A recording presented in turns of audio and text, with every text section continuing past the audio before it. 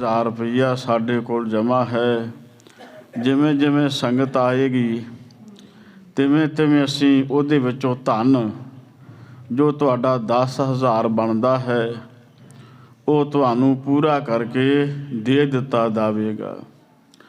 ਗੁਰੂ ਹਰਗੋਬਿੰਦ ਸਾਹਿਬ ਜੀ ਮਹਾਰਾਜ ਜੀ ਨੇ ਵੀ ਇਸੇ ਤਰ੍ਹਾਂ ਕਿਹਾ। ਔਰ ਫਿਰ ਕਾਜੀ ਬਾਬਾ ਬੁੱਢਾ ਸਾਹਿਬ ਜੀ ਦੇ ਨਾਲ ਕੁਛ ਤਲਖੀ ਵਾਲੇ ਬਚਨ ਬੋਲਦਾ ਹੈ। ਜਿਸ ਵੇਲੇ ਗੁੱਸੇ ਵਿੱਚ ਆਣ ਕੇ ਸ਼ਬਦ ਬੋਲਦਾ ਹੈ, ਬਾਬਾ ਬੁੱਢਾ ਸਾਹਿਬ ਜੀ ਨੇ ਪਿਆਰ ਦੇ ਨਾਲ ਸਮਝਾਉਣ ਦਾ ਯਤਨ ਕੀਤਾ ਹੈ, ਪਰ ਕਾਜੀ ਰੁਸਤਮ ਖਾਂ ਛਿੱਥਾ ਪੈ ਗਿਆ, ਕਾਲਾ ਪੈ ਗਿਆ ਅਤੇ ਗੁਰੂ ਸਾਹਿਬ ਜੀ ਨੂੰ ਕੁਝ ਬਚਨ ਫਿੱਕੇ ਬਚਨ ਵੀ ਇਸਨੇ ਬੋਲੇ। ਔਰ ਇੱਥੋਂ ਤੱਕ ਇਹ ਗਲਤੀ ਕਰ ਬੈਠ ਗਿਆ ਕਿ ਜੇ ਮੈਂ ਸ਼ਾਹਜਹਾਨ ਬਾਦਸ਼ਾਹ ਨੂੰ ਦੱਸ ਦਿੱਤਾ ਮੇਰੇ ਪੈਸੇ ਵਾਪਸ ਨਹੀਂ ਮੈਨੂੰ ਮੋੜਦੇ, ਘੋੜੇ ਦਾ ਸੌਦਾ ਕਰ ਲਿਆ ਹੈ। ਆਖਿਆ ਗੁਰੂ ਕੇ ਸਿੱਖਾਂ ਨੂੰ, ਮੁਖੀ ਸਿੱਖ ਬਾਬਾ ਬੁੱਢਾ ਸਾਹਿਬ ਜੀ ਨੂੰ, ਅਤੇ ਫਿਰ ਇੱਥੋਂ ਤੱਕ ਤੁਹਾਨੂੰ ਸਾਰੇ ਪੈਸੇ ਹੱਥ ਜੋੜ ਕੇ ਦੇਣੇ ਪੈਣੇ ਆ। ਔਰ ਇਸੇ ਤਰ੍ਹਾਂ ਜਿਵੇਂ ਕੋਈ ਜਵਾਈਆਂ ਨੂੰ ਬੜੇ ਆਦਰ ਦੇ ਨਾਲ ਪੈਸੇ ਦਿੰਦਾ ਹੈ, ਇਉਂ ਤੁਸੀਂ ਮੈਨੂੰ ਸਾਰੇ ਪੈਸੇ ਦੇਵੋਗੇ। ਜਦੋਂ ਇਹ ਸ਼ਬਦ ਬੋਲੇ ਤੇ ਬਾਬਾ ਬੁੱਢਾ ਸਾਹਿਬ ਜੀ ਤੇ ਜਾਣੀ ਜਾਣ ਨੇ ਬੜੀ ਵੱਡੀ ਕਮਾਈ ਆ। ਬਾਬਾ ਜੀ ਨੂੰ ਪਤਾ ਹੈ ਕਿ ਰੁਸਤਮ ਖਾਂ ਕਾਜੀ ਦੀ ਧੀ ਗੁਰੂ ਘਰ ਦੀ ਸ਼ਰਧਾਲੂ ਹੈ, ਪ੍ਰੇਮਣ ਆ, ਗੁਰੂ ਗੁਰੂ ਜਪਦੀ ਹੈ। ਉਹਦਾ ਸਿੱਖਾਂ ਵਾਲਾ ਪਿਆਰ ਆ ਛੇਵੇਂ ਪਾਤਸ਼ਾਹ ਗੁਰੂ ਹਰਗੋਬਿੰਦ ਸਾਹਿਬ ਜੀ ਮਹਾਰਾਜ ਜੀ ਦੇ ਨਾਲ। ਜਿਵੇਂ ਸਿੱਖ ਸੰਗਤਾਂ ਆਪਣੇ ਸਤਿਗੁਰੂ ਦੇ ਨਾਲ ਪਿਆਰ ਕਰਦੀਆਂ ਨੇ ਅਤੇ ਪਿਆਰ ਵਿੱਚ ਆਣ ਕੇ ਇਹ ਬਚਨ ਕਰਦੀਆਂ ਨੇ, ਆਨੰਦ ਭਇਆ ਮੇਰੀ ਮਾਏ ਸਤਿਗੁਰੂ ਮੈਂ ਪਾਇਆ। ਬਾਬਾ ਬੁੱਢਾ ਸਾਹਿਬ ਜੀ ਨੇ ਇਸ ਪੱਖ ਤੋਂ ਆਖਿਆ, ਦਾਮਾਦ ਤੂੰ ਨਹੀਂ ਛੇਵੇਂ ਪਾਤਸ਼ਾਹ ਮੇਰੀ ਪੀਰੀ ਦੇ ਮਾਲਕ ਧੰਨ ਸ੍ਰੀ ਗੁਰੂ ਹਰਗੋਬਿੰਦ ਸਾਹਿਬ ਜੀ ਹੋਣਗੇ। ਕਿਉਂਕਿ ਗੁਰੂ ਘਰ ਵਿੱਚੋਂ ਕਦੇ ਕਿਸੇ ਨੂੰ ਫਿੱਕਾ ਸ਼ਬਦ ਨਹੀਂ ਬੋਲਿਆ ਜਾਂਦਾ, ਨਾ ਕਿਸੇ ਦੀ ਹੇਠੀ ਕੀਤੀ ਜਾਂਦੀ ਹੈ। ਹਮੇਸ਼ਾ ਰੱਬ ਦੇ ਘਰ ਦੇ ਨਾਲ ਜੋੜਿਆ ਜਾਂਦਾ। ਜੇ ਕੋਈ ਛਿੱਥਾ ਵੀ ਪੈਂਦਾ ਹੈ, ਫਿੱਕਾ ਵੀ ਬੋਲਦਾ ਹੈ, ਅਤੇ ਉਹਨੂੰ ਵੀ ਯਤਨ ਕਰਦੇ ਨੇ ਗੁਰੂ ਕੇ ਸਿੱਖ ਮਾਈ ਭਾਈ ਪਿਆਰ ਦੇ ਨਾਲ ਸੱਚ ਦੇ ਰਾਹ ਉੱਤੇ ਲਿਆਂਦਾ ਜਾਏ। ਬਾਬਾ ਬੁੱਢਾ ਸਾਹਿਬ ਜੀ ਨੇ ਇਸ ਪੱਖ ਤੋਂ ਇਹ ਬਚਨ ਕੀਤਾ, ਸਮਾਂ ਆਵੇਗਾ ਬੀਬੀ ਕੌਲਾਂ ਦਾ ਜੋ ਗੁਰੂ ਘਰ ਦੇ ਨਾਲ ਪਿਆਰ ਉਹ ਉਜਾਗਰ ਹੋਵੇਗਾ। ਉਹ ਗੁਰੂ ਘਰ ਦੀ ਸਿੱਖਣ ਹੈ, ਪ੍ਰੇਮਣ ਹੈ। ਬੇਸ਼ੱਕ ਉਹ ਮੁਸਲਮਾਨਾਂ ਦੇ ਘਰ ਵਿੱਚ ਉਹਦਾ ਜਨਮ ਹੈ, ਕਾਜੀ ਦੀ ਧੀ ਹੈ, ਪਰ ਉਹਦਾ ਪਿਆਰ ਧੰਨ ਸ੍ਰੀ ਗੁਰੂ ਹਰਗੋਬਿੰਦ ਸਾਹਿਬ ਜੀ ਮਹਾਰਾਜ ਜੀ ਦੀ ਸਿੱਖੀ ਦੇ ਨਾਲ ਆ। ਤੋ ਇਸ ਤਰ੍ਹਾਂ ਰੁਸਤਮ ਖਾਂ ਕਾਜੀ ਕੁਛ ਕੌੜੇ ਬਚਨ ਬੋਲ ਕੇ ਜਾਂਦਾ ਹੈ। ਉਹ ਆਪਾਂ ਪ੍ਰਸੰਗ ਲੜੀਵਾਰ ਸਰਵਣ ਕੀਤਾ ਹੈ। ਤਾਂ ਗੁਰੂ ਕੀ ਸੰਗਤ ਇਸ ਤੋਂ ਅੱਗੇ ਇਹ ਗੁਰ ਇਤਿਹਾਸ ਕਿਵੇਂ ਚੱਲਦਾ ਹੈ ਅਤੇ ਇਸ ਕਾਜੀ ਰੁਸਤਮ ਖਾਂ ਦੀ ਧੀ ਜਿਹੜੀ ਬੀਬੀ ਕੌਲਾਂ ਹੈ ਇਹਦਾ ਪ੍ਰਸੰਗ ਕਿਵੇਂ ਚੱਲੇਗਾ, ਇਸ ਗੁਰ ਇਤਿਹਾਸ ਦੇ ਨਾਲ ਜੁੜਦਿਆਂ ਹੋਇਆਂ ਸਾਰੀ ਸੰਗਤ ਰਸਨਾ ਨੂੰ ਕਰੋ ਪਵਿੱਤਰ ਅਤੇ ਉਚਾਰਨ ਕਰੋ ਜੀ ਸਤਿਨਾਮ ਸ੍ਰੀ ਵਾਹਿਗੁਰੂ ਸਾਹਿਬ ਜੀ। ਫੇਰ ਆਖੋ ਜੀ ਸਤਿਨਾਮ ਸ੍ਰੀ ਵਾਹਿਗੁਰੂ ਸਾਹਿਬ ਜੀ।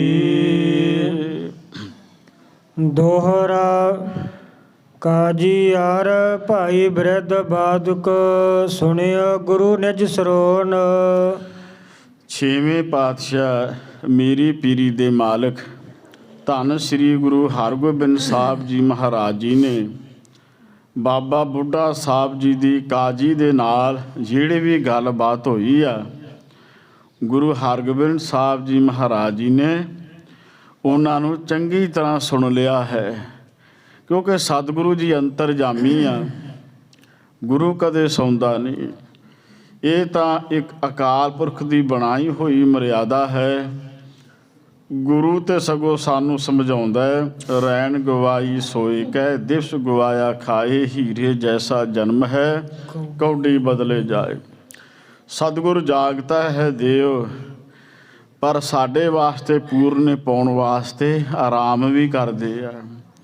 ਤਾਂ ਮਹਾਰਾਜ ਜੀ ਨੇ ਜੋ ਬਾਬਾ ਬੁੱਢਾ ਸਾਹਿਬ ਜੀ ਦੇ ਨਾਲ ਕਾਜੀ ਦੀ ਗੱਲ ਹੁੰਦੀ ਹੈ, ਅਤੇ ਜੋ ਬਾਬਾ ਜੀ ਨੇ ਬਚਨ ਕੀਤੇ, ਧੰਨ ਗੁਰੂ ਹਰਗੋਬਿੰਦ ਸਾਹਿਬ ਜੀ ਮਹਾਰਾਜ ਜੀ ਨੇ ਉਸ ਨੂੰ ਚੰਗੀ ਤਰ੍ਹਾਂ ਅੰਤਰ ਧਿਆਨ ਹੋ ਕੇ ਸਰਵਣ ਕਰ ਲਿਆ ਹੈ। ਆਤ ਸੰਚਿੰਤ ਚਿਤ ਮੈਂ ਭਏ ਬੈਠੇ ਅੰਤਰ ਮੌਨ।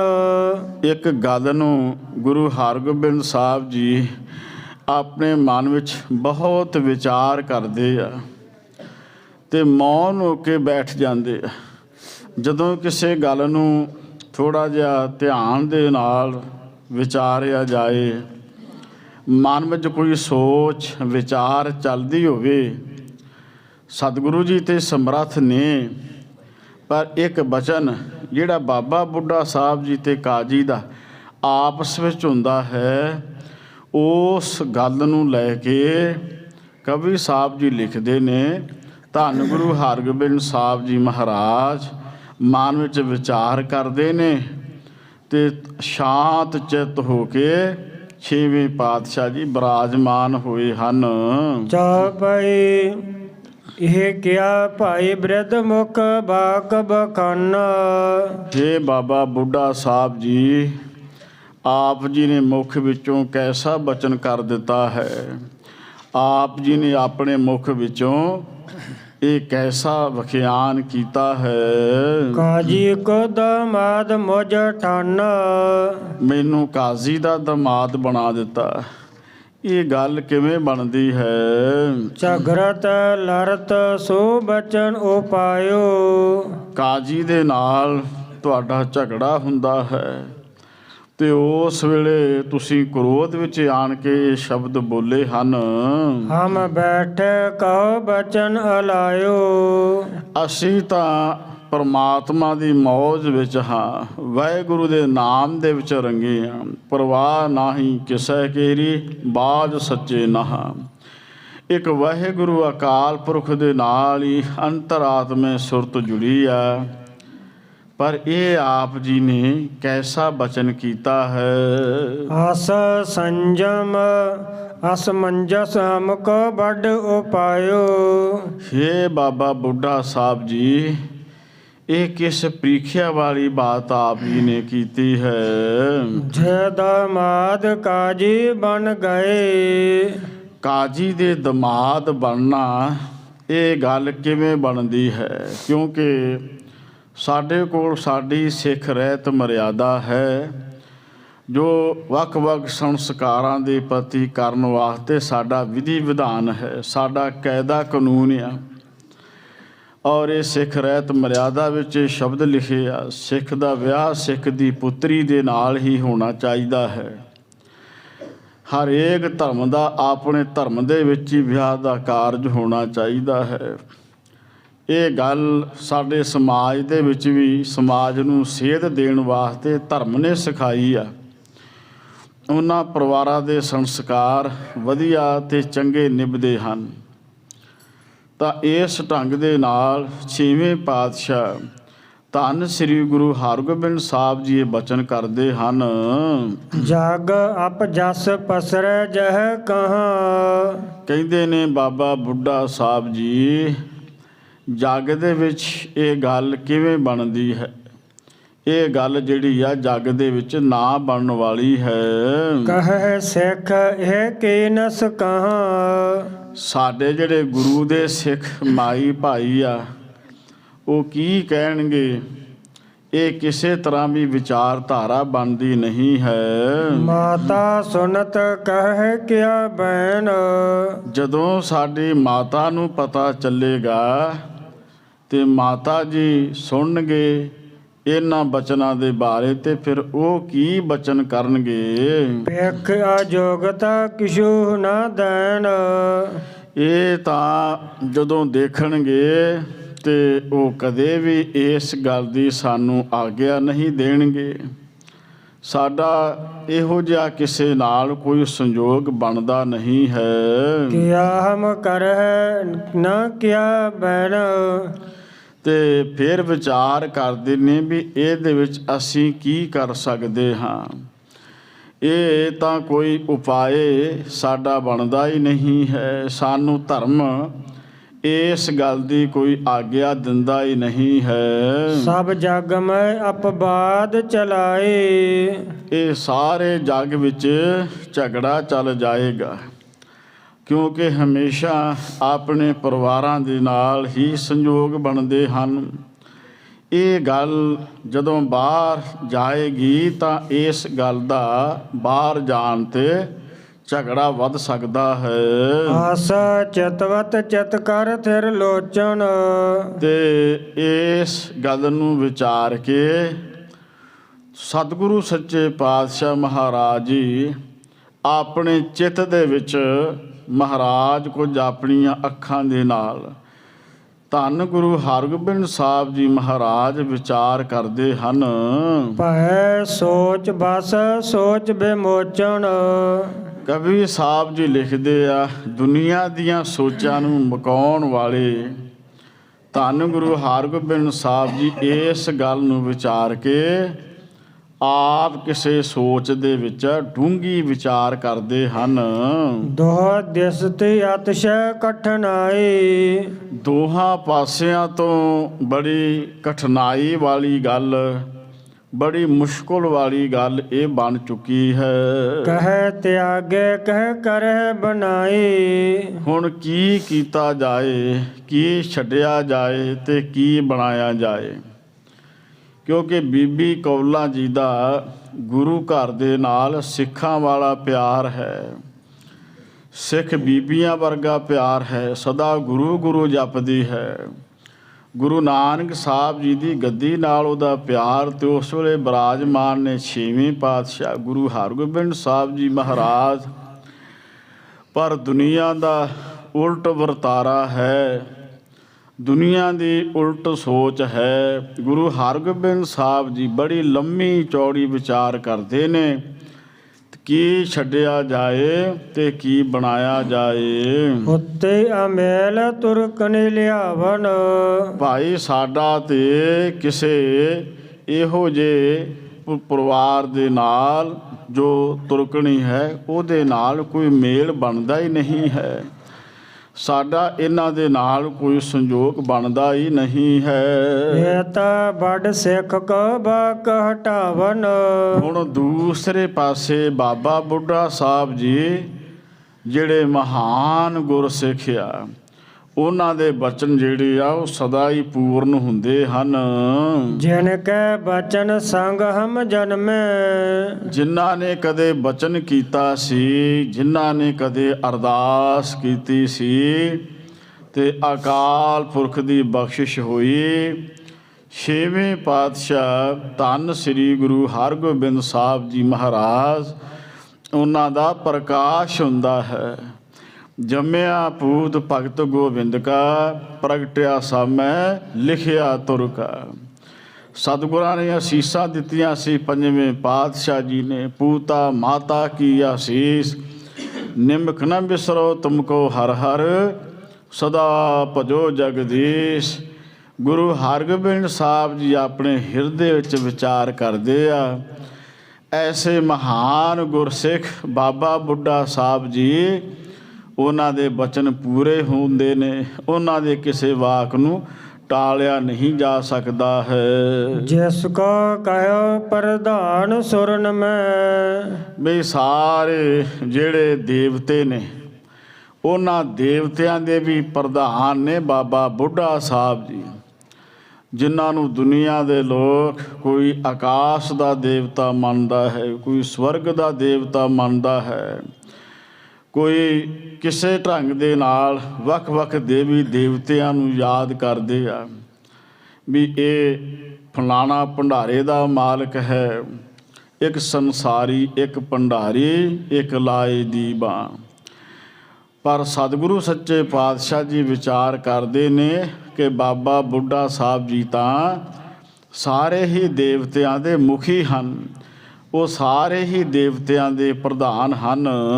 ਜਿਸ ਕੈ ਕਹੇ ਅਚਲ ਚਲ ਪਰ, ਜਿਹੜੇ ਆਪਣੇ ਮੁਖ ਵਿੱਚੋਂ ਇੱਕ ਬਚਨ ਕਰ ਦੇਣ, ਅਚਲ ਜਿਹੜਾ ਨਾ ਚੱਲਣ ਵਾਲਾ ਉਹ ਵੀ ਚੱਲ ਪੈਂਦਾ ਹੈ।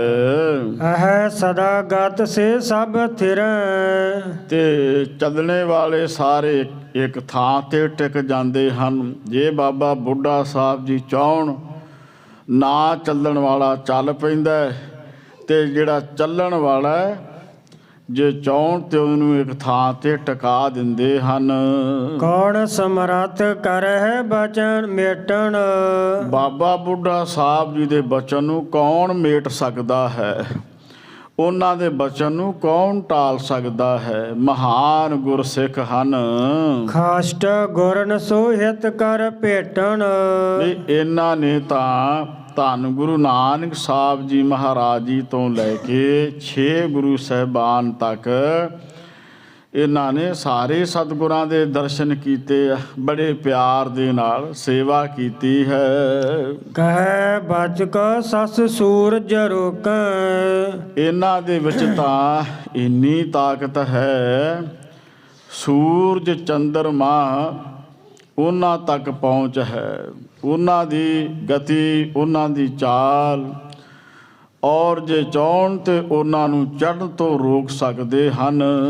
ਜਿਸ ਬਾਰ ਬਚਨ ਵਿੱਚ ਤਰਾਈ ਲੋਕ, ਤਿੰਨਾਂ ਲੋਕਾਂ ਦੇ ਵਿੱਚ ਬਾਬਾ ਬੁੱਢਾ ਸਾਹਿਬ ਜੀ ਦੇ ਜਿਹੜੇ ਬਚਨ ਆ ਉਹ ਸੰਪੂਰਨ ਹੁੰਦੇ ਹਨ। ਬਹੁਤ ਵੱਡੇ ਬਚਨਾਂ ਦੇ ਬਲੀ ਹਨ। ਭੇਦ ਹਰ ਸ਼ਿਵ ਸੁਣ ਕੇ ਬਰ ਬਚਨ, ਬਾਬਾ ਬੁੱਢਾ ਸਾਹਿਬ ਜੀ ਜਿਨ੍ਹਾਂ ਦੇ ਬਚਨ ਜਿਹੜੇ ਸ਼ਿਵ ਵਰਗੇ ਦੇਵਤੇ ਆ ਭਾਈ, ਉਹ ਵੀ ਇਹ ਉਹਨਾਂ ਦੇ ਬਚਨ ਸੁਣ ਕੇ ਤੇ ਪੂਰੇ ਮੰਨਦੇ ਹਨ।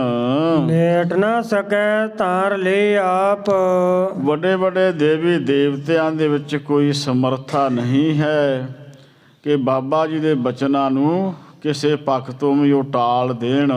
ਸੁਹਮ ਨਿਫਲ ਕਰ ਅਬ ਕੈਸੀ, ਉਹਨਾਂ ਦੇ ਬਚਨਾਂ ਨੂੰ ਨਿਫਲ ਨਹੀਂ ਕੀਤਾ ਜਾ ਸਕਦਾ। ਉਹਨਾਂ ਦੇ ਮੁਖ ਵਿੱਚੋਂ ਕੀਤਾ ਹੋਇਆ ਜਿਹੜਾ ਬਚਨ ਹੈ ਉਹ ਕਦੇ ਵੀ ਟਲ ਨਹੀਂ ਸਕਦਾ ਹੈ। ਹੈ ਬੜਨ ਮਿਰਜ਼ਾਦਾ ਐਸੀ, ਇਹ ਮਰਿਆਦਾ ਹੀ ਐਸੀ ਹੈ। ਇਹਨਾਂ ਦੇ ਬਚਨ ਵੱਡਿਆਂ ਦੇ ਬਚਨ ਹਨ, ਕਿਉਂਕਿ ਬਾਬਾ ਬੁੱਢਾ ਸਾਹਿਬ ਜੀ ਦੀ ਕਮਾਈ ਬੜੀ ਵੱਡੀ ਹੈ। ਆਤਮ ਰਸ ਜਿਹ ਜਾਣਿਆ ਹਰ ਰੰਗ ਸਹਿਜੇ ਮਾਨ, ਨਾਨਕ ਧੰਨ ਧੰਨ ਧੰਨ ਜਨ ਆਏ ਤੇ ਪ੍ਰਵਾਨ। ਉਹ ਧਨਵੰਤ ਕੁਲਵੰਤ ਪਤਵੰਤ ਜੀਵਨ ਮੁਕਤ ਜਿਸ ਹਿਰਦੈ ਭਗਵੰਤ, ਧੰਨ ਧੰਨ ਧੰਨ ਜਨ ਆਇਆ ਜਿਸ ਪ੍ਰਸਾਦ ਸਭ ਜਗਤ ਤਰਾਇਆ। ਇਹ ਵਡਿਆਈ ਹੈ। ਤਾਂ ਉਸ ਵਡਿਆਈ ਦੀ ਗੱਲ ਕਵੀ ਸਾਹਿਬ ਜੀ ਇੱਥੇ ਦਰਸਾ ਰਹੇ ਹਨ। ਰਾਮਚੰਦ ਮਾਨਿਓ ਬਰਿਆਈ, ਇੱਥੇ ਰਾਮਚੰਦ ਜੀ ਵਰਗੇ ਜੋ ਅਵਤਾਰ ਹਨ, ਕਦੇ ਉਹਨਾਂ ਨੂੰ ਵੀ ਇਸੇ ਤਰ੍ਹਾਂ ਕੁਛ ਮੁਸ਼ਕਲਾਂ ਦਾ ਸਾਹਮਣਾ ਕਰਨਾ ਪਿਆ ਹੈ। ਸਦਨ ਰਾਖਸ਼ਨ ਸੀ ਪੁਚਾਈ, ਤੇ ਇਹੋ ਜਿਹਾ ਸਮਾਂ ਬਣਿਆ ਵੀ ਕਦੇ ਉਹਨਾਂ ਦੇ ਘਰ ਦੇ ਵਿੱਚ ਜਿਹੜੀ ਰਾਖਸ਼ਣ ਸੀ ਸਰੂਪ ਨਖਾ, ਸੀਤਾ ਦੇ ਘਰ ਵਿੱਚ ਰਾਵਣ ਵੱਲੋਂ ਉਸ ਨੂੰ ਪਹੁੰਚਾ ਦਿੱਤਾ ਗਿਆ ਸੀ। ਹੁਤੀਆ ਜੋਗ ਅਜਸ ਕੋ ਮੂਲ, ਤੇ ਕਈ ਲੋਕਾਂ ਨੇ ਨਿੰਦਿਆ ਕੀਤੀ। ਕਿਸੇ ਨੇ ਆਜਸ ਜਿਹੜਾ ਜਸ ਨਾ ਕਰਨ ਦੇ ਯੋਗ ਆ। ਦੁਨੀਆ ਦੇ ਲੋਕ ਹਮੇਸ਼ਾ ਚੰਗਾ ਮੰਦਾ ਕਹਿ ਦਿੰਦੇ ਹਨ। ਤਉ ਸ਼ਰਾਬ ਕੇ ਭਏ ਅਨੁਕੂਲ, ਤੇ ਇਸੇ ਤਰ੍ਹਾਂ ਜੋ ਸਮਾਂ ਕਿਸੇ ਨਾਲ ਕੋਈ ਚੰਗਾ ਮੰਦਾ ਬਣੇ, ਉਹਦੇ ਵਿੱਚੋਂ ਇਹਨਾਂ ਜੀਵਾਂ ਨੂੰ ਉਹ ਦੁੱਖ ਸੁੱਖ ਭੋਗਣੇ ਪੈਂਦੇ ਹਨ। ਉਹਨਾਂ ਮੁਸ਼ਕਲਾਂ ਦੇ ਵਿੱਚੋਂ ਦੀ ਲੰਘਣਾ ਹੀ ਪੈਂਦਾ ਹੈ। ਮਾਨਿਓ ਕ੍ਰਿਸ਼ਨ ਸ਼ਰਾਪ ਦੁਰਬਾਸਾ, ਦੁਰਬਾਸ਼ਾ ਇੱਕ ਰਿਸ਼ੀ ਹੋਇਆ, ਸੰਤ ਹੋਇਆ, ਮਹਾਤਮਾ ਹੋਇਆ, ਤੇ ਇਹ ਦੁਰਵਾਸਾ ਰਿਸ਼ੀ ਰੱਬ ਦੀ ਬੰਦਗੀ ਕਰਦਾ ਹੈ, ਭਗਤੀ ਕਰਦਾ ਹੈ। ਜਾਦਵ ਕੁਲ ਦੇ ਕੁਛ ਬੱਚਿਆਂ ਨੇ ਇੱਕ ਬੱਚੇ ਦੇ ਉਹਨਾਂ ਨੇ ਤੇਲ ਸਾੜੀ ਦੇ ਵਾਂਗ ਕੱਪੜਾ ਪਵਾਇਆ, ਉਹਦੇ ਪੇਟ ਉੱਤੇ ਬਾਟੀ ਬੰਨੀ, ਬਾਰ-ਬਾਰ ਇਸ ਮਹਾਤਮਾ ਨੂੰ ਸਤਾਇਆ ਕਿ ਦੱਸੋ ਸੰਤ ਜੀ ਇਸ ਦੇ ਪੇਟੋਂ ਕੀ ਪੈਦਾ ਹੋਵੇਗਾ। ਬਾਰ-ਬਾਰ ਮਸ਼ਕਰੀ ਕੀਤੀ, ਮਖੌਲ ਕੀਤਾ। ਉਸ ਬੰਦਗੀ ਵਾਲੇ ਮਹਾਤਮਾ ਉਹ ਕ੍ਰੋਧ ਵਿੱਚ ਆਣ ਕੇ ਬੋਲੇ, ਕਹਿੰਦੇ ਉਹ ਪੈਦਾ ਹੋਵੇਗਾ ਜਿਹੜਾ ਤੁਹਾਡੀ ਕੁਲ ਦਾ ਹੀ ਨਾਸ਼ ਕਰ ਦੇਵੇਗਾ। ਜਦੋਂ ਇਹ ਬਚਨ ਕ੍ਰਿਸ਼ਨ ਭਗਵਾਨ ਤੱਕ ਪਹੁੰਚਿਆ, ਪਰਿਵਾਰ ਸੋਚੀ ਪੈ ਗਿਆ ਵੀ ਦੁਰਵਾਸਾ ਰਿਸ਼ੀ ਸੰਤ ਹੈ, ਮਹਾਤਮਾ ਹੈ, ਸੰਤ ਦਾ ਬਚਨ ਨਾ ਟਲਣ ਵਾਲਾ। ਜੋ ਉਹਨਾਂ ਨੇ ਕਹਿ ਦਿੱਤਾ ਹੈ ਉਹਦਾ ਫਲ ਹੁਣ ਭੋਗਣਾ ਪਵੇਗਾ। ਤੋ ਕਵੀ ਸਾਹਿਬ ਜੀ ਲਿਖਦੇ ਆ, ਦੁਰਵਾਸਾ ਰਿਸ਼ੀ ਨੂੰ ਬੜੇ ਪਿਆਰ ਦੇ ਨਾਲ ਇਹਨਾਂ ਨੇ ਆਪਣੇ ਘਰ ਵਿੱਚ ਬੁਲਾ ਕੇ ਯਤਨ ਕੀਤਾ ਹੈ ਕੋਈ ਇਹੋ ਜਿਹਾ ਮੁੱਖ ਵਿੱਚੋਂ ਬਚਨ ਨਿਕਲ ਆਏ ਤਾਂ ਕਿ ਪਹਿਲੇ ਬਚਨ ਦੇ ਨਾਲੋਂ ਪਰਿਵਾਰ ਦੀ ਕੁਲ ਨਾਸ ਹੋਣ ਦਾ ਜਿਹੜਾ ਉਹਨਾਂ ਨੇ ਬਚਨ ਕੀਤਾ ਉਹਦਾ ਆਲਾ ਟਾਲਾ ਹੋ ਜਾਏ।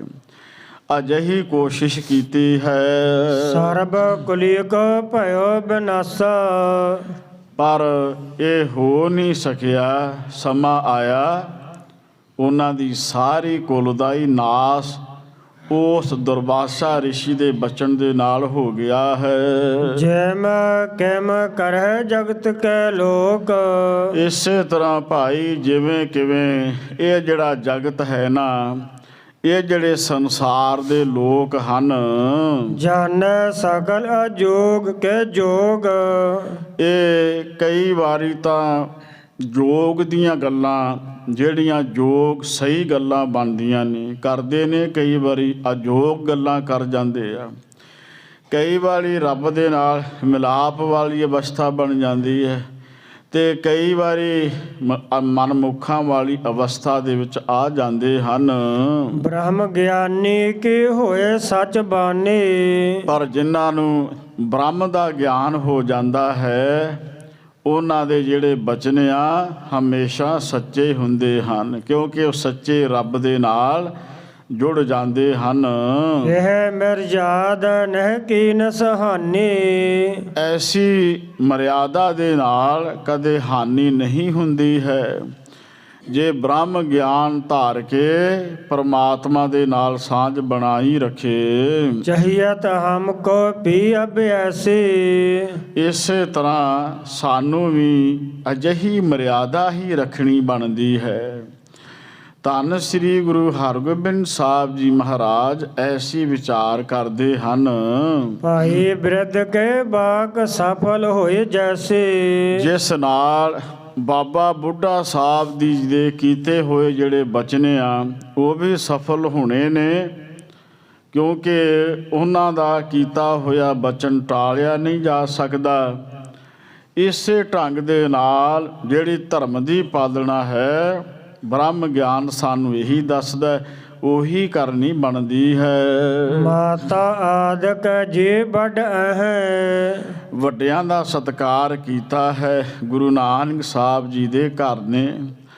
ਮਾਤਾ ਜੀ ਇਸੇ ਤਰ੍ਹਾਂ ਜੋ ਬਾਕੀ ਸਾਡੇ ਵੱਡੇ ਵਡੇਰੇ ਹਨ, ਸੁਣ ਕਰ ਕਰਹਿ ਰੋਸ ਸਭ ਸਹੈ, ਭਾਈ ਆਪਣੇ ਧਰਮ ਦੇ ਵਿੱਚ ਹੀ ਰਹਿਣਾ ਇਹ ਸਾਨੂੰ ਗੁਰੂ ਘਰ ਦੀ ਮਰਿਆਦਾ ਨੇ ਸਿਖਾਇਆ ਹੈ। ਅਸੀਂ ਕਿਸੇ ਤੁਰਕ ਦੀ ਜੋ ਲੜਕੀ ਹੈ ਉਹਦੇ ਨਾਲ ਸੰਜੋਗ ਨਹੀਂ ਰਚਾ ਸਕਦੇ, ਉਹਦੇ ਨਾਲ ਕੋਈ ਵਿਆਹ ਵਾਲੀ ਮਰਿਆਦਾ ਨਹੀਂ ਬਣ ਸਕਦੇ। ਮਰਿਆਦਾ ਹੈ ਗੁਰੂ ਘਰ ਦੀ। ਬਾਕੀ ਸਾਡੇ ਮਾਤਾ ਜੀ ਵੀ ਕਦੇ ਸਾਨੂੰ ਇਸ ਗੱਲ ਦੀ ਆਗਿਆ ਨਹੀਂ ਦੇਣਗੇ, ਮਨ ਵਿੱਚ ਰੋਸ ਧਾਰਨ ਕਰ ਸਕਦੇ ਹਨ। ਇਤਿਆਦਿਕ ਗਣ ਸਿਮਰ ਪ੍ਰਸੰਗ, ਲੰਮੀ ਚੌੜੀ ਸੋਚ ਧੰਨ ਸ੍ਰੀ ਗੁਰੂ ਹਰਗੋਬਿੰਦ ਸਾਹਿਬ ਜੀ ਆਪਣੇ ਹਿਰਦੇ ਵਿੱਚ ਵਿਚਾਰਦੇ ਹਨ। ਰਹਿ ਵਿਚਾਰਤ ਬਹੁ ਚਿਤ ਸੰਗ, ਕਾਫੀ ਸਮਾਂ ਆਪਣੇ ਚਿੱਤ ਵਿੱਚ ਆਪਣੇ ਹਿਰਦੇ ਦੇ ਵਿੱਚ ਗੁਰੂ ਹਰਗੋਬਿੰਦ ਸਾਹਿਬ ਜੀ ਇਸ ਗੱਲ ਦੀ ਵਿਚਾਰ ਕਰਦੇ ਹਨ। ਮੁਸਕਾਵਤ ਮੁਖ ਨਿਗਸੈ ਬਾਹਰ। ਮੁਖ ਦੇ ਵਿੱਚੋਂ ਮੁਸਕਾਉਂਦਿਆਂ ਹੋਇਆਂ ਬੜੀ ਖੁਸ਼ੀ ਦੇ ਨਾਲ ਧੰਨ ਗੁਰੂ ਹਰਗੋਬਿੰਦ ਸਾਹਿਬ ਜੀ ਮਹਾਰਾਜ ਬਾਹਰ ਨਿਕਲਦੇ ਹਨ। ਭਾਈ ਬਿਰਧ ਜੀ ਕਹੋ ਕਰਿਓ ਕਿਆ ਜਾਹਰ। ਬਾਬਾ ਬੁੱਢਾ ਸਾਹਿਬ ਜੀ ਇਹ ਤੁਸੀਂ ਜੋ ਸ਼ਬਦ ਬੋਲੇ ਹਨ ਇਹਨਾਂ ਨੂੰ ਕਿਵੇਂ ਜ਼ਾਹਰ ਕੀਤਾ ਜਾਏ। ਉਹਨਾਂ ਦੇ ਕੀਤੇ ਹੋਏ ਬਚਨਾਂ ਨੂੰ ਧੰਨ ਗੁਰੂ ਹਰਗੋਬਿੰਦ ਸਾਹਿਬ ਜੀ ਮਹਾਰਾਜ ਮੰਨਦਿਆਂ ਹੋਇਆਂ ਉਹਨਾਂ ਬਚਨਾਂ ਨੂੰ ਜ਼ਾਹਰ ਕਰਨ ਲੱਗੇ ਹਨ। ਉਚਿਤ ਅਨਚਿਤ ਹਿਰਦੈ ਵਿਚਾਰੇ।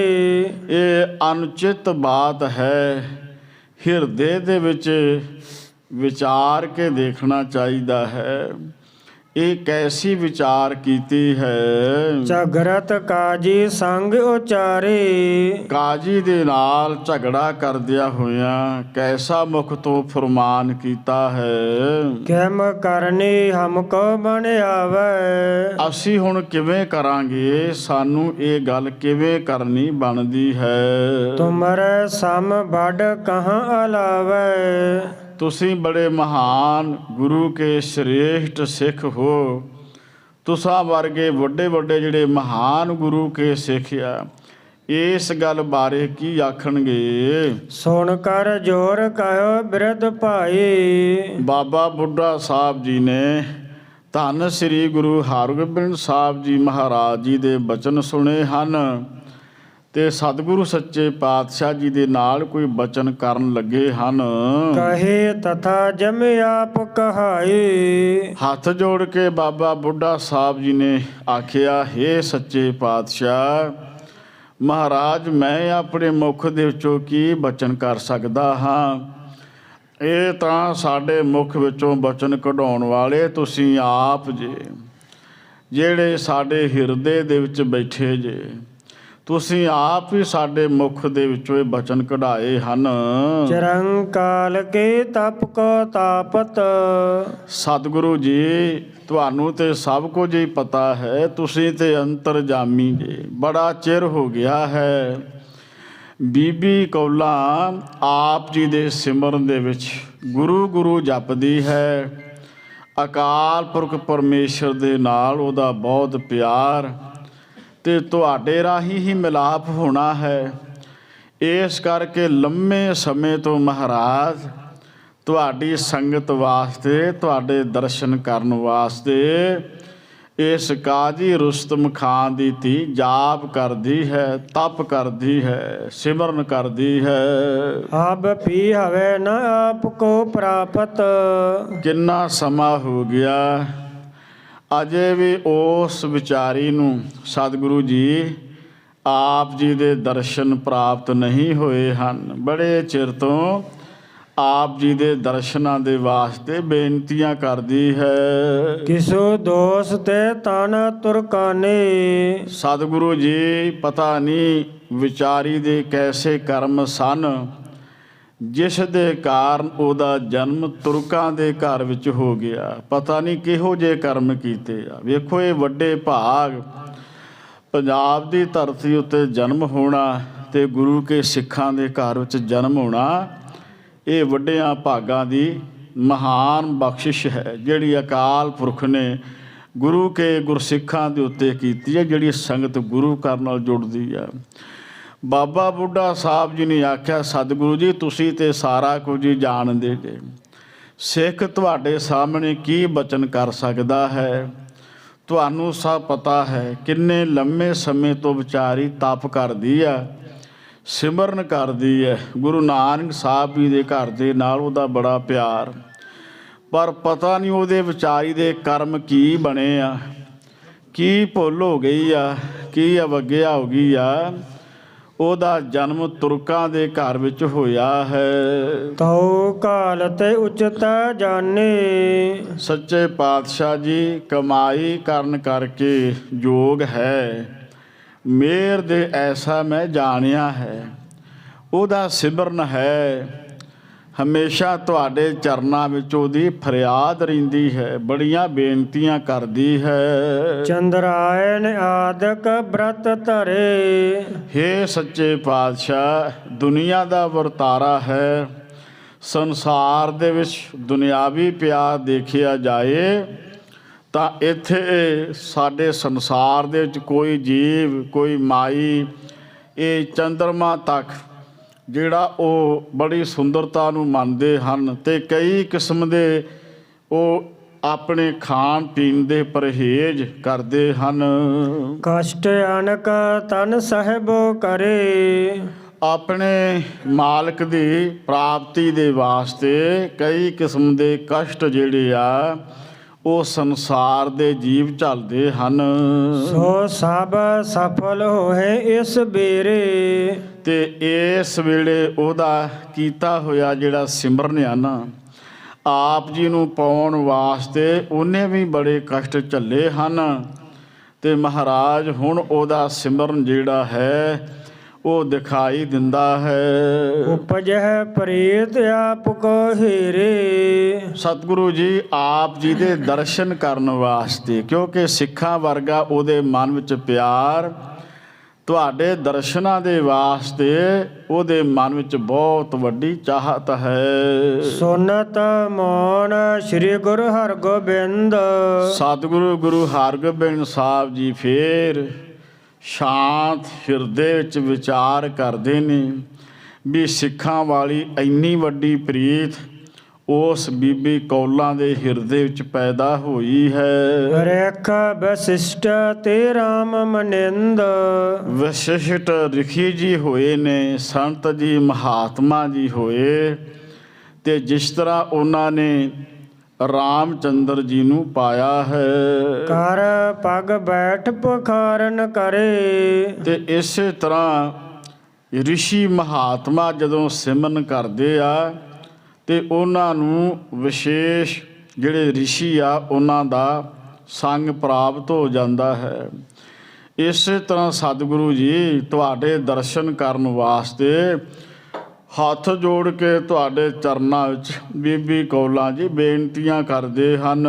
ਮੁਖ ਪਖਾਰ ਸੁੰਦਰ ਦੁੱਤ ਧਰੇ, ਸਤਿਗੁਰੂ ਜੀ ਤੁਹਾਡਾ ਮੁਖੜਾ ਬਹੁਤ ਹੀ ਮਹਾਨ ਹੈ ਤੇ ਬਹੁਤ ਹੀ ਸੁੰਦਰਤਾ ਭਰਿਆ ਹੈ। ਚੀਰਾ ਚੋਰਦਾਰ ਵੱਡ ਜਰੇ, ਸਤਿਗੁਰੂ ਸੱਚੇ ਪਾਤਸ਼ਾਹ ਜੀ ਕੀ ਵਡਿਆਈ ਕੀਤੀ ਜਾਏ, ਕਿਉਂਕਿ ਇਹ ਸੰਸਾਰ ਹੈ ਤੇ ਆਪ ਜੀ ਦਾ ਬਹੁਤ ਸੁੰਦਰ ਮੁਖੜਾ ਹੈ, ਬਹੁਤ ਸੁੰਦਰ ਦਾੜੀ ਹੈ। ਤੁਹਾਡਾ ਜਿਹੜਾ ਜਸ ਹੈ ਸੰਸਾਰ ਦੇ ਵਿੱਚ ਬਹੁਤ ਹੀ ਉਜਲ ਹੈ। ਢੀਲ ਬਲੰਦ ਗੁਰੂ ਦੁੱਤ ਸੰਗ, ਸਤਿਗੁਰੂ ਸੱਚੇ ਪਾਤਸ਼ਾਹ ਜੀ ਤੁਹਾਡੀ ਢੀਲ ਬਹੁਤ ਹੀ ਵੱਡੀ ਵਿਸ਼ਾਲ ਹੈ, ਬੜਾ ਵੱਡਾ ਤੁਹਾਡੇ ਕੋਲ ਬਲ ਹੈ। ਪਏ ਅਰੂਰਨ ਤਿਸੀ ਤਰੰਗ, ਸਤਿਗੁਰੂ ਸੱਚੇ ਪਾਤਸ਼ਾਹ ਮਹਾਰਾਜ ਜੀ ਘੋੜੇ ਉੱਤੇ ਸਵਾਰ ਹੁੰਦੇ ਹਨ। ਸਿੱਖ ਸੇਵਕ ਸਭ ਬਰਜ ਹਟਾਏ, ਬਾਕੀ ਗੁਰੂ ਕੇ ਸਿੱਖ ਮਾਈ ਭਾਈ ਵੀ ਨਾਲ ਧੰਨ ਸ੍ਰੀ ਗੁਰੂ ਹਰਗੋਬਿੰਦ ਸਾਹਿਬ ਜੀ ਦੇ ਸੇਵਾਦਾਰ ਬਣ ਕੇ ਵਿਚਰਨਾ ਚਾਹੁੰਦੇ ਆ, ਪਰ ਗੁਰੂ ਹਰਗੋਬਿੰਦ ਸਾਹਿਬ ਜੀ ਮਹਾਰਾਜ ਖੁਦ ਆਪ ਇਕੱਲੇ ਘੋੜੇ ਤੇ ਸਵਾਰ ਹੋ ਕੇ ਜਾਂਦੇ ਹਨ। ਏਕ ਨਫਰ ਲੈ ਸੰਗ ਸਦਾਏ, ਇੱਕ ਨੌਕਰ ਨੂੰ ਸੇਵਾਦਾਰ ਨੂੰ ਨਾਲ ਲਿਆ ਤੇ ਗੁਰੂ ਹਰਗੋਬਿੰਦ ਸਾਹਿਬ ਜੀ ਘੋੜੇ ਤੇ ਚੜ੍ਹ ਕੇ ਜਾਂਦੇ ਹਨ। ਸੁਣਿਆ ਸ਼ਬਦ ਹੈ ਕੂਦਨ ਕੇਰੋ, ਸਤਿਗੁਰੂ ਸੱਚੇ ਪਾਤਸ਼ਾਹ ਮਹਾਰਾਜ ਘੋੜੇ ਉੱਤੇ ਸਵਾਰ ਹੋ ਕੇ ਜਾਂਦੇ ਹਨ ਤੇ ਘੋੜਾ ਬੜੀ ਤੇਜ਼ੀ ਦੇ ਨਾਲ ਜਾਂਦਾ ਹੈ ਔਰ ਗੁਰੂ ਹਰਗੋਬਿੰਦ ਸਾਹਿਬ ਜੀ ਮਹਾਰਾਜ ਚਲਦਿਆਂ ਚਲਦਿਆਂ ਜਿਹੜਾ ਰੁਸਤਮ ਖਾਨ ਕਾਜੀ ਆ ਉਹਦੇ ਘਰ ਦੇ ਨੇੜੇ ਪਹੁੰਚ ਜਾਂਦੇ ਹਨ। ਤਿਸ ਕੀ ਮਹਤਾਰੀ ਤਬੈ ਦੁਹਤਾ ਲਈ ਉਠਾਏ, ਸਤਿਗੁਰੂ ਸੱਚੇ ਪਾਤਸ਼ਾਹ ਧੰਨ ਸ੍ਰੀ ਗੁਰੂ ਹਰਗੋਬਿੰਦ ਸਾਹਿਬ ਜੀ ਮਹਾਰਾਜ ਜਿਸ ਵੇਲੇ ਉਸ ਕਾਜੀ ਦੇ ਘਰ ਦੇ ਨੇੜੇ ਪਹੁੰਚਦੇ ਆ ਤੇ ਉਸ ਬੀਬੀ ਨੇ ਗੁਰੂ ਹਰਗੋਬਿੰਦ ਸਾਹਿਬ ਜੀ ਮਹਾਰਾਜ ਜੀ ਦਾ ਦਰਸ਼ਨ ਕੀਤਾ। ਖੁਦਾ ਦਾ, ਅੱਲਾ ਦਾ ਉਹਨੇ ਬੜਾ ਧੰਨਵਾਦ ਕੀਤਾ ਹੈ, ਸ਼ੁਕਰਾਨਾ ਕੀਤਾ ਹੈ। ਮਾਲਕ ਦੇ ਚਰਨਾਂ ਵਿੱਚ ਅਰਦਾਸ ਕੀਤੀ ਆ, ਕਿਉਂਕਿ ਅੰਦਰੋਂ ਪ੍ਰੀਤ ਆ ਗੁਰੂ ਨਾਨਕ ਸਾਹਿਬ ਜੀ ਦੇ ਘਰ ਦੇ ਨਾਲ। ਇਸ ਕਰਕੇ ਉਹਦੇ ਮਨ ਵਿੱਚ ਚਾਹਤ ਗੁਰੂ ਨਾਨਕ ਸਾਹਿਬ ਜੀ ਮਹਾਰਾਜ ਜੀ ਦੇ ਘਰ ਦੀ ਸੰਗਤ ਕੀਤੀ ਜਾਏ। ਗੁਰੂ ਨਾਨਕ ਸਾਹਿਬ ਜੀ ਦੇ ਚਰਨਾਂ ਵਿੱਚ ਜਿਹੜਾ ਬਾਕੀ ਜ਼ਿੰਦਗੀ ਦਾ ਸਮਾਂ ਇਸ ਸਮੇਂ ਨੂੰ ਗੁਜ਼ਾਰਿਆ ਜਾਏ। ਉਹ ਸਦਾ ਹੀ ਆਪਣੇ ਮੁਖ ਦੇ ਵਿੱਚੋਂ ਜਪਜੀ ਸਾਹਿਬ ਜੀ ਦਾ ਪਾਠ ਕਰਦੀ ਹੈ, ਗੁਰੂ ਗੁਰੂ ਜਪਦੀ ਹੈ।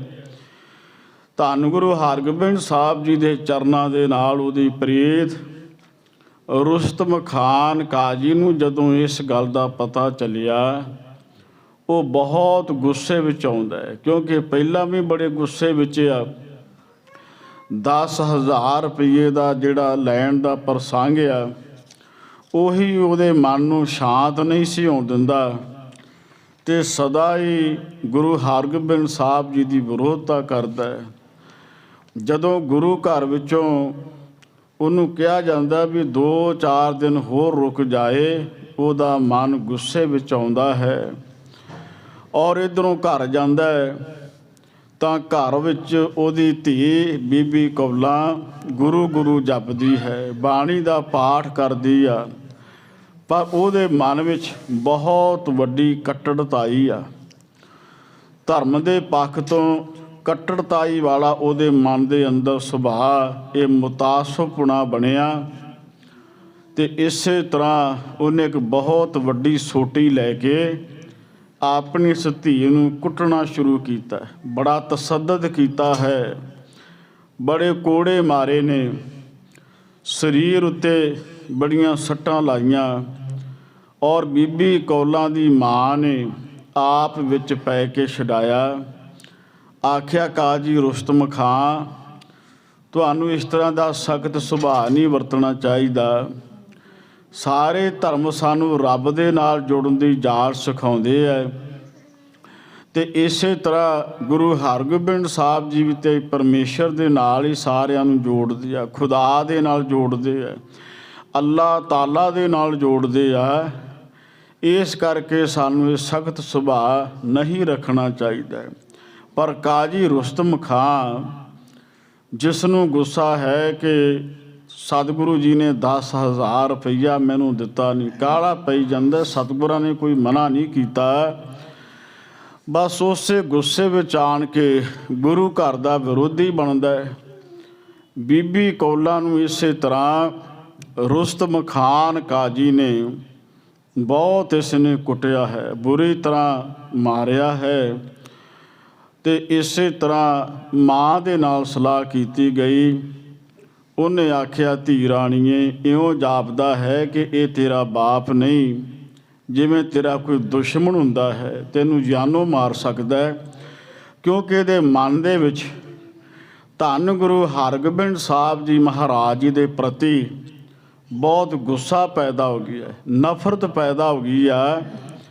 ਇਹੋ ਜਿਹਾ ਜਿਹੜਾ ਬੰਦਾ ਇੰਨਾ ਪਾਪੀ ਕਰੜੇ ਸੁਭਾਅ ਵਾਲਾ ਬਣ ਜਾਏ, ਉਹ ਕਦੇ ਵੀ ਤੁਹਾਡਾ ਨੁਕਸਾਨ ਕਰ ਸਕਦਾ ਹੈ। ਤਾਂ ਉਸ ਮਾਂ ਨੇ ਆਪਣੀ ਧੀ ਨੂੰ ਆਖਿਆ, ਮੇਰੀ ਪੁੱਤਰੀਏ, ਇਹ ਠੀਕ ਹੈ, ਮਮਤਾ ਬੜੀ ਵੱਡੀ ਹੁੰਦੀ ਹੈ ਮਾਂ ਦੀ, ਧੀ ਦੀ, ਵਿਛੋੜੇ ਦੀ, ਪਰ ਤੇਰੀ ਜ਼ਿੰਦਗੀ, ਤੇਰੀ ਭਲਾਈ ਇਸੇ ਵਿੱਚ ਆ। ਧੰਨ ਸ੍ਰੀ ਗੁਰੂ ਹਰਗੋਬਿੰਦ ਸਾਹਿਬ ਜੀ ਮਹਾਰਾਜ ਇੱਕ ਨੌਕਰਾਣੀ ਦੇ ਰਾਹੀਂ ਸਤਿਗੁਰੂ ਮਹਾਰਾਜ ਜੀ ਦੇ ਮਹਾਨ ਸੇਵਾਦਾਰ ਸਾਈਂ ਮੀਆਂ ਮੀਰ ਦੇ ਨਾਲ ਵੀ ਮਿਲਾਪ ਹੋਵੇਗਾ, ਅਤੇ ਸਾਈਂ ਮੀਆਂ ਮੀਰ ਜੀ ਨੇ ਵੀ ਇਹੀ ਸਲਾਹ ਦੇਣੀ ਆ, ਤੁਹਾਡਾ ਬਚਾਅ ਇਸੇ ਵਿੱਚ ਆ। 6ਵੇਂ ਪਾਤਸ਼ਾਹ ਮੀਰੀ ਪੀਰੀ ਦੇ ਮਾਲਕ ਧੰਨ ਸ੍ਰੀ ਗੁਰੂ ਹਰਗੋਬਿੰਦ ਸਾਹਿਬ ਜੀ ਮਹਾਰਾਜ ਸ੍ਰੀ ਅੰਮ੍ਰਿਤਸਰ ਸਾਹਿਬ, ਜਿਸ ਨੂੰ ਸੁਦਾਸਰ ਸਾਹਿਬ ਵੀ ਕਿਹਾ ਜਾਂਦਾ ਹੈ, ਮਹਾਰਾਜ ਜੀ ਦਾ ਉੱਥੇ ਡੇਰਾ ਹੈ। ਉੱਥੇ ਗੁਰੂ ਹਰਗੋਬਿੰਦ ਸਾਹਿਬ ਜੀ ਦੀ ਚਰਨ ਸ਼ਰਨ ਵਿੱਚ ਜਾ ਕੇ ਉਸ ਖੁਦਾ ਦਾ, ਅੱਲਾ ਤਾਲਾ ਦਾ, ਪਰਮੇਸ਼ਰ ਦਾ ਨਾਮ ਜਪਿਆ ਜਾਏ, ਤੁਹਾਡੀ ਕੀਤੀ ਹੋਈ ਬੰਦਗੀ ਸਫਲ ਹੋ ਜਾਏਗੀ, ਤੁਹਾਡਾ ਜਨਮ ਸਫਲ ਹੋ ਜਾਏਗਾ। ਮਾਂ ਨੇ ਇਸੇ ਤਰ੍ਹਾਂ ਆਪਣੀ ਧੀ ਨੂੰ ਸਾਈਂ ਮੀਆਂ ਮੀਰ ਜੀ ਜਿਹੜੇ ਮਹਾਨ ਸੈਯਦ ਹੋਏ ਨੇ, ਪੀਰ ਫਕੀਰ ਹੋਏ, ਸੰਤ ਹੋਏ, ਉਹਨਾਂ ਦੇ ਨਾਲ ਮਿਲਾਪ ਕੀਤਾ। ਫਿਰ ਸਾਈਂ ਜੀ ਇਹ ਕਿਵੇਂ ਸਲਾਹ ਦੇਣਗੇ ਕਿ ਗੁਰੂ ਹਰਗੋਬਿੰਦ ਸਾਹਿਬ ਜੀ ਮਹਾਰਾਜ ਜੀ ਦੇ ਚਰਨਾਂ ਵਿੱਚ ਜਾਓ, ਉੱਥੇ ਜਾ ਕੇ ਪਰਮੇਸ਼ਰ ਦਾ ਨਾਮ ਜਪੋ। ਗੁਰੂ ਗੁਰੂ ਜਪੋਗੇ ਤੇ ਸਤਿਗੁਰੂ ਜੀ ਤੁਹਾਡੇ ਉੱਤੇ ਇਹੋ ਜਿਹੀ ਬਖਸ਼ਿਸ਼ ਕਰਨਗੇ, ਤੁਹਾਡਾ ਲੋਕ ਸੁਖੀਆ ਤੇ ਪਰਲੋਕ ਸੁਹੇਲਾ ਹੋ ਜਾਏਗਾ। ਇਹ ਜੋ ਬਾਕੀ ਪ੍ਰਸੰਗ ਆ ਉਹ ਕੱਲ੍ਹ ਸ਼ਾਮ ਦੇ ਦੀਵਾਨ ਦੇ ਅੰਦਰ ਵਿਚਾਰਿਆ ਜਾਏਗਾ। ਇੰਨੀਆਂ ਬੇਨਤੀਆਂ ਪ੍ਰਵਾਨ ਕਰਨੀਆਂ ਸਮੂਹ ਸੰਗਤ ਮਾਈ ਭਾਈ ਦਾ ਗੁਰੂ ਘਰ ਦੀ ਪ੍ਰਬੰਧਕ ਕਮੇਟੀ ਵੱਲੋਂ ਬਹੁਤ ਧੰਨਵਾਦ। ਸਾਰੀ ਸੰਗਤ ਆਖੋ ਜੀ, ਨਾਨਕ ਨਾਮ ਚੜ੍ਹਦੀ ਕਲਾ, ਤੇਰੇ ਭਾਣੇ ਸਰਬੱਤ ਦਾ ਭਲਾ। ਵਾਹਿਗੁਰੂ ਜੀ ਕਾ ਖਾਲਸਾ, ਵਾਹਿਗੁਰੂ ਜੀ ਕੀ ਫਤਿਹ।